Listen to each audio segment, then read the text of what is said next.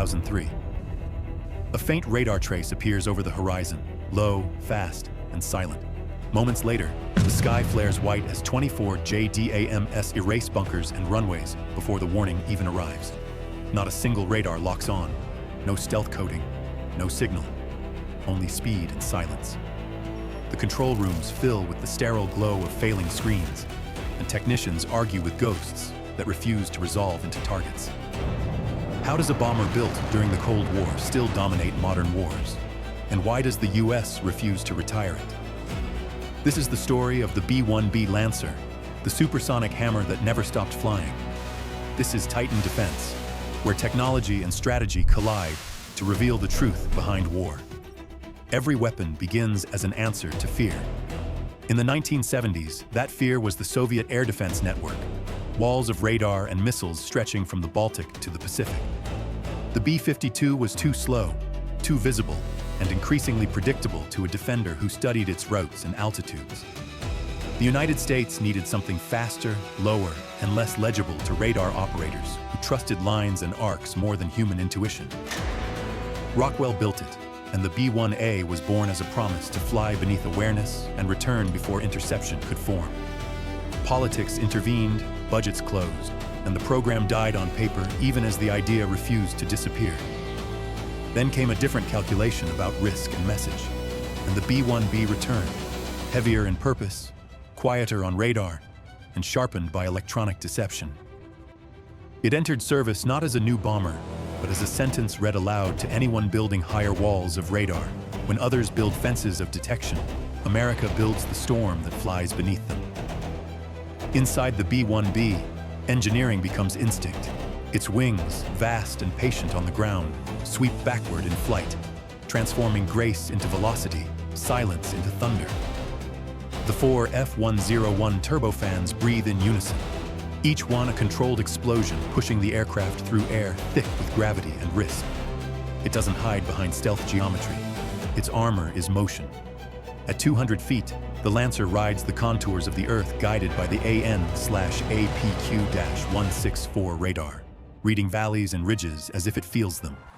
It moves where radar lines break, where physics becomes its camouflage.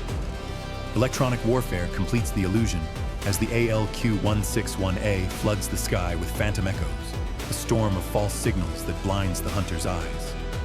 To those on the ground, the radar screen becomes haunted.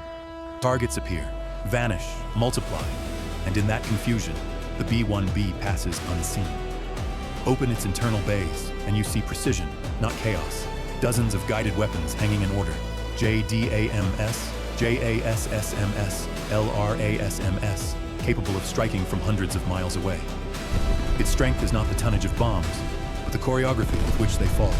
Silent, simultaneous, exact. In the cockpit, four minds merge into one rhythm. Pilot, co-pilot, offensive and defensive officers, communicating in fragments, gestures, and silence. No automation can replace that human intuition, the instant when instinct overrides data to save the mission.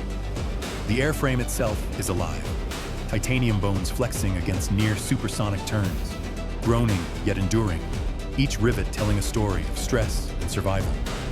It's not a relic of a past war, it's an organism still adapting to new ones.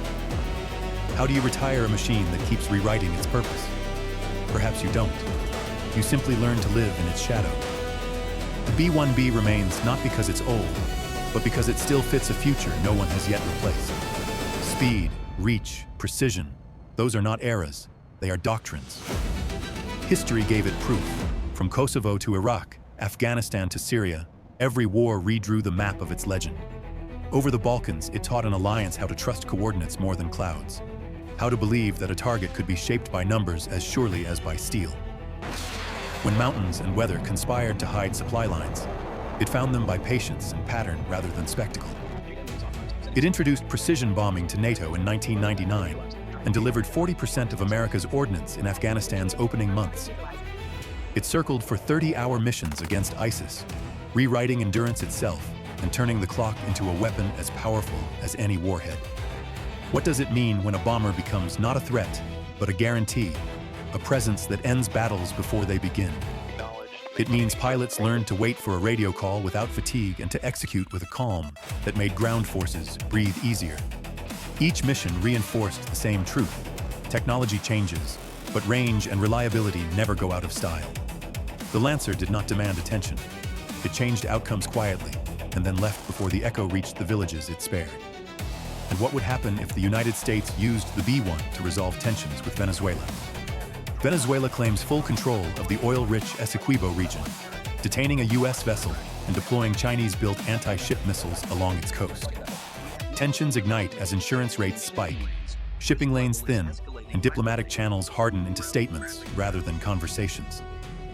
At 2 a.m., two B-1B Lancers lift off from Ellsworth Air Force Base, and by sunrise they're already invisible, skimming 200 feet above the sea, their radars painting the coastline. They carry JASSMER cruise missiles and JDAMS, guided by intelligence gathered days earlier by satellites, patrol aircraft, and fragments of open-source heat and light. An airborne command post holds a quiet orbit far from the shoreline. A tanker arcs slow circles beyond horizon, and an AWACS watches not for glory, but for anomalies that ruin plans. In 12 minutes, radar sites go dark, command centers lose power, and missile batteries fall silent with breakers tripped and cables severed where concrete once promised shelter. No civilian casualties, no warning, just precision and absence, and the hum of generators that cannot find a signal to speak to. When daylight comes, the world debates what happened. Screens fill with speculative arrows and blurry frames of light on water. Washington says nothing. Only one line emerges from the Pentagon. The B-1B remains operational because some missions still require it. Would it happen exactly like this? No one knows, because wars that do not start are measured in maps that never needed redrawing. But every strategist understands the capability exists, waiting, and capability itself is sometimes the last argument before silence. The B-1B has outlived every prediction of its retirement, and predictions have a way of aging faster than airplanes maintained by people who refuse to let them fail.